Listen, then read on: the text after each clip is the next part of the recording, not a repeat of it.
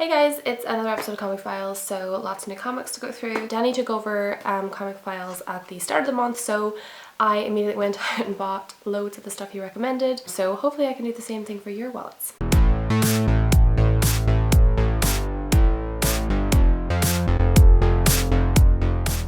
First up is The Mighty Thor. This had a really beautiful cover.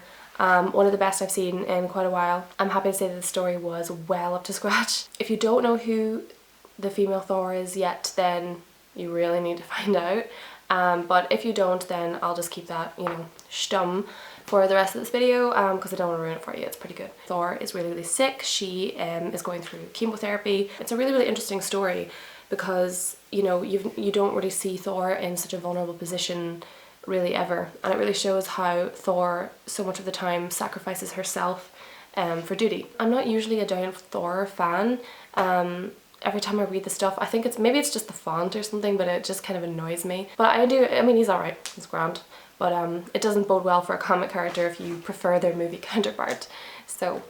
But no, I've been really enjoying the Thors lately, especially with Battle World and stuff. I liked Thors more as a group rather than him on his own. Yeah, no, this is really good. If you want great story, super interesting main character, and something that you don't really see that often, then definitely go for this. You will enjoy it. Tear your way through the aisles of the comic store to get to this comic. It is so good. Don't do that though. Rampages are expensive. Next up is Hawkeye #1. Again, really striking cover. It had an old folky version of Clint Barton and Kate Bishop as well, also known as Hawkeye. So two Hawkeyes on the cover. This one was quite good as well. It had a really interesting art pattern throughout. The story was set in now, and then there was 20 years from now. So they were doing kind of a past and present kind of a thing, which sometimes I don't like because it just seems a bit lazy. But no, this one worked quite well. And what I found really good was in the now, it sounds so, I can't word today. For the now version, there was a totally different art style than 20 years from now, which I found was really interesting. In the first part where they were younger, it was much more dynamic, kind of unpredictable, raw. It wasn't very precise, whereas the older one was quite faded, a lot of pastel. I don't see that often, so I really appreciated that. The story itself was kind of so-so. It's an interesting kind of character study on their relationship, and it brings in this kind of a conflict but that I wasn't really that interested in, but I'll definitely give #2 a go because it does seem to be going somewhere, and the last few panels, as usual, were a bit of a cliffhanger, so yeah, I need to know what happens. Next up is The Vision, and this and Mighty Thor #1 were head-to-head with my favourite of the month. But yeah, The Vision #1, so good. There were so many times throughout where I was like, do I like this? Is this too creepy? I was like, no, I definitely do. This is going somewhere really good. When I first picked it up, I was like, a Vision-led comic book. I'm kind of of the belief that, he's a side character and he should stay a side character. I didn't know how to go with him as, the protagonist of his very own comic book. Basically, it's about his family, and he's kind of created this family for himself, and they live in the suburbs as though they're normal. And obviously their neighbours kind of have a bit of a tough time with that, and the kids start school and stuff, and obviously they're pretty popular because they can put their hands through walls and stuff. If you like AI stories and if you want to see how Vision fares as a daddy, this is definitely the story for you. It's surprising, it's creepy, it's really well written, and the characters are really fascinating. Like, you're gonna want to know what happens with this family. You're gonna buy it too. I can guarantee it. I know I will. Jordie Bellaire did the colouring. She did a fantastic job as usual. Seriously, what would happen to the comic world without Jordie Bellaire? It would go up in flames. Next up is Secret Wars #7. Again, I just do this with Secret Wars. I know every time I buy the issue, I just kind of leave it at the bottom of my comic pile, and I'll like flick through it. I'm like, okay, what am I going to read next? What's on my priority list? I always shove it to the back of the pile again. I don't know why.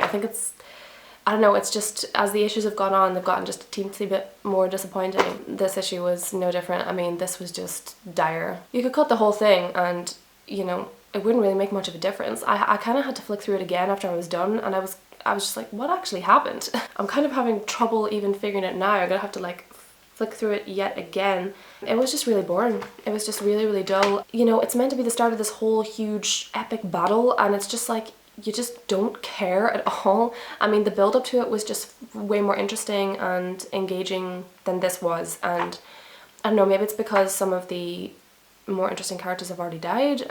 I don't know. I really don't know what's really can't really pinpoint what's wrong with it, and whenever that happens to me, I always kind of find that it's everything that's wrong with it. I think the whole Secret Wars thing has just been a teeny bit of a disaster. Marvel was really trying to rake the money in with this, but I think a lot of people were just ended up really disappointed. Now, I really hope number 8 is better than this. I mean, it's not, I mean, the bar is not high. I'm going to finish it. Of course I'm going to finish it. I haven't, like, I've invested too much at this stage.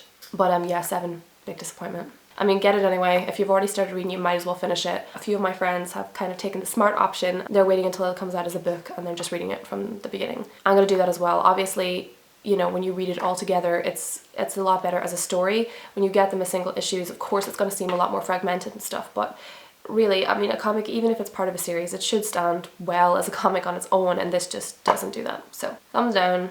The last one I'm going to talk about today is Spider-Gwen. Yeah, the 0 on the cover really says it all. So disappointing. I know people love Spider-Gwen. I was kind of so-so about her, but I gave this a go anyway, and it's really not good. Like, it's not a good comic. I'm not going to pay money for the next one. Like, if someone buys it and they lend it to me, then fine, I'll maybe give it a go. Would I even do that? I don't know. I don't think I'll waste my time. The story isn't good. I didn't even like the art. Like, I'm trying to find a positive about the story that I actually liked, and it's really hard. I don't think I can actually think of anything that stood out to me that I actually liked. Almost everything was either a complete bummer or just utterly confusing. And just the story itself and the way it was laid out, the panels and everything, was just bizarre.